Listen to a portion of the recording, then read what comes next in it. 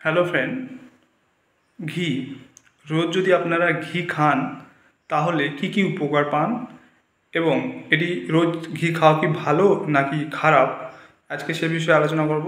ঘিয়ের ভালো দিক এবং রোজ ঘি খেলে কি কি উপকার হয়। চ্যানেলে যদি নতুন, চ্যানেলটি সাবস্ক্রাইব করবেন।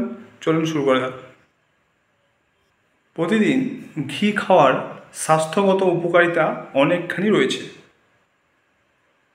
ঘি শরীরে ভেতর থেকে গরম রাখতে সাহায্য করে এবং ঠান্ডা লাগার জন্য এটি খুব ভালো।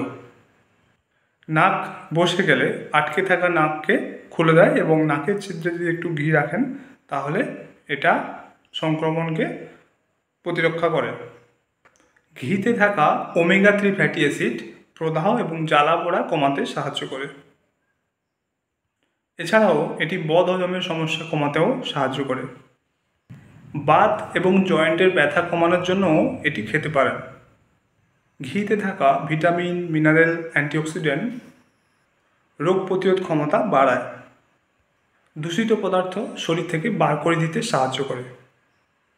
এছাড়াও ঘি হজম শক্তির উন্নতি ঘটায়, কোষ্ঠকাঠিন্য কমায় এবং পেটে ফোলাভাব কমায়। এটি অন্ত্রের স্বাস্থ্য ভালো রাখে এবং পেটের বহু সমস্যায় এটা ভালো উপকার করে।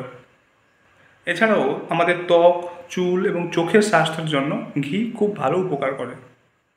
তবে এই ঘি পরিমিত পরিমাণে খাবেন, বেশি পরিমাণে খেলে আবার এটি ওজন বাড়িয়ে দেয়।